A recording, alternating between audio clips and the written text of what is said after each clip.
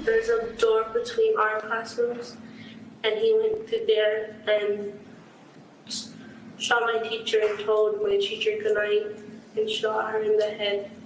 And then he shot some of my classmates and the whiteboard.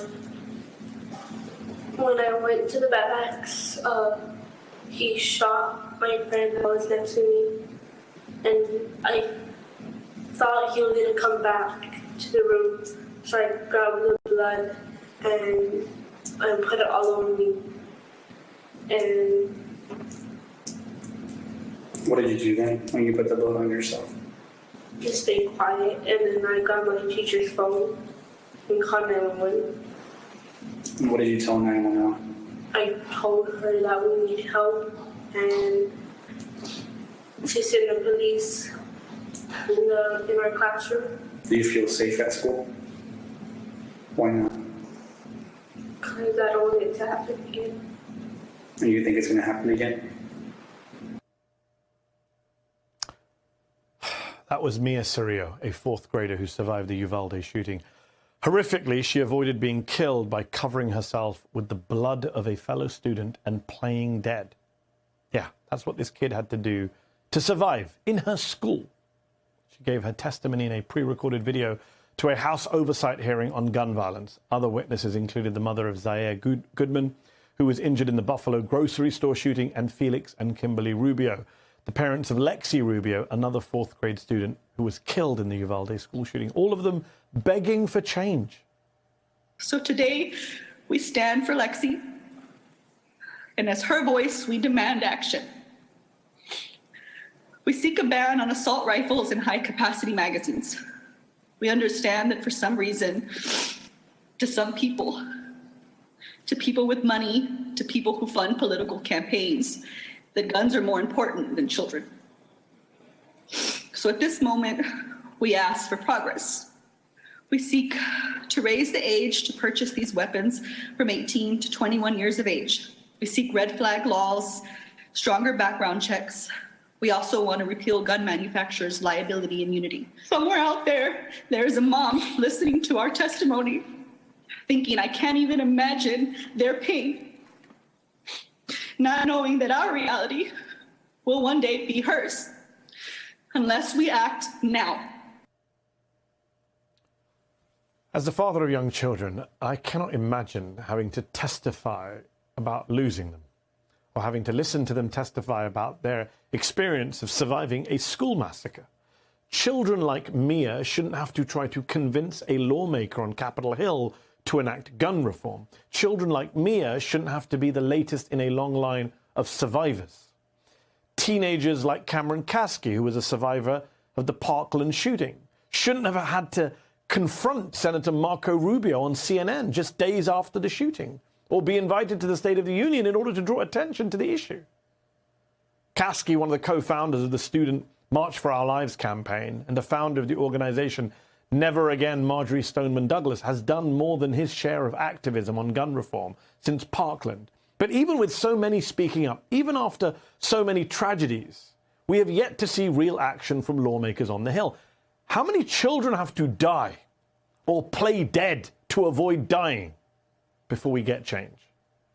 Cameron Kasky, gun reform advocate and Parkland shooting survivor, joins me now. Cameron, thank you so much for coming back on the show. Today we heard some powerful testimony from Mia Cirillo, an 11-year-old survivor of the Uvalde shooting. What was your reaction to hearing what she had to say, and the fact that she even had to say it?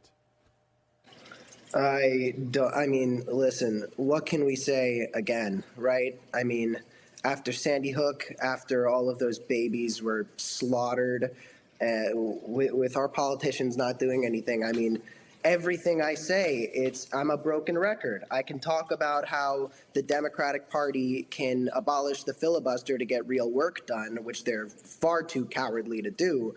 I can talk about the fact that Republicans very clearly do not care when these children die. I mean, you saw that statistic recently that showed that about 44, I think, % of Republicans think that mass shootings are a necessary price of freedom. I think specifically school shootings. So look, if our babies are getting slaughtered in the hallways of our schools, and the Republican Party doesn't want to do anything, and the Democratic Party refuses to abolish the filibuster to get real work done, I can just come on and continue being a talking head on television about school shootings until my kids have to be afraid of getting shot. It's the same thing over and over again. The Republicans break the rules to get what they want. They get what they want. The Democrats refuse to break the rules, which, hey, terrific. Thank you, Democrats. It's so nice that you're playing by the rules. But then the Democrats don't get what they want, and children continue to get mowed down by weapons that blow their faces off.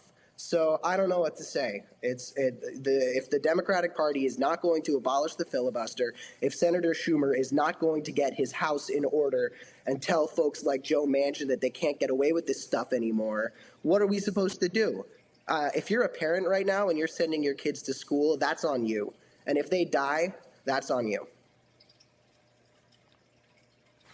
It is hard to hear you speak because I know what you went through, and you have come on this show before. And you have said this stuff before, and you've actually walked the walk, not just taught the talk. You've been an activist. And yeah, ultimately, there's a limit to activism. Legislators have to legislate. I do want to play you a soundbite from Mia's dad begging for change from legislators. I come because I could have lost my baby girl. She's not the same little girl that I used to play with, hang around with, and do everything, because she was daddy's little girl. I have 5 kids, and she's the middle child. I don't know what to do because I think I would have lost my baby girl. She's everything, not only for me, but her siblings and her mother. I thank y'all for letting me be here and speak out, but I wish something will change, not only for our kids, but every single kid in the world, because schools are not safe anymore. Something needs to really change. Have we basically in this country put all of the burden for getting gun reform done on the victims of gun violence? Well, it's not even about that, because it's not going to happen. I mean, the Democratic Party won't break the rules to get it done, and therefore, I mean, what are we supposed to expect? What are we supposed to expect? It's going to be the same thing every time. There's going to be parents crying in front of politicians who do not care at all. I mean, it's this every couple of years, maybe every year, we'll show some crying parents. The Democratic Party will say, "Oh my God, how sad! Oh my God, I feel so terrible for these people. Oh no, what sort of bipartisan legislation can we pass?" Now, for those of you who don't know, bipartisan legislation is another word for giving up and allowing the Republicans to stamp all over. So on that note, Cameron, on that note, since you brought up bipartisan legislation, we do have this bipartisan group of senators working on a gun bill that they hope will overcome the filibuster. But many Democratic priorities are off the table. Universal background checks not going to happen. Assault weapons ban certainly not going to happen. Democratic lawmakers are saying they're willing to take any incremental change they can get. Chris Murphy, who's been someone who's outspoken on gun violence for several years, was the congressman for Sandy Hook. He's leading the negotiations. There is this argument that some action is better than no action. Do you agree with that? Nonsense. Absolute nonsense. It's them trying to get away with the fact that they don't have the gall to do anything serious. Bipartisan legislation is the Democrats admitting that they cannot get what they need to get done, so they are going to let the Republicans draw the rules. They are going to let the Republicans do what the Republicans want. I mean, universal background checks off the table. They have, what, a 97% approval rating? Are you serious? Taking that off the table, that's just proving that the Democratic Party does not have it in them to get anything done. Universal background checks, the most basic, rudimentary, childish response to this. They can't even get that done. No, I do not think that any change we can get is worth it, because what that does is gives our politicians a free pass to say that they did something when they're not doing anything.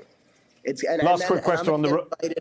I'm going to get invited on some news show in a couple months, and we're going to have the same exact conversation, and the same politicians are going to be having parents come to cry, and I'll continue to be a broken record. And that's what's going to happen. So thank you very much, Democrats, for your super inspiring bipartisan legislation that's going to help nobody and probably end up with people like President Biden continuing to line the pockets of our police departments that continue to allow children to get shot.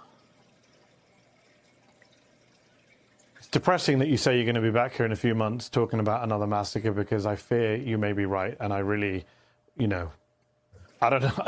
You're 100% right. It is up to politicians. It is up to, let's be clear, it's the Republicans who don't want any gun control legislation done, and it's Democrats who need to take a stronger line on this.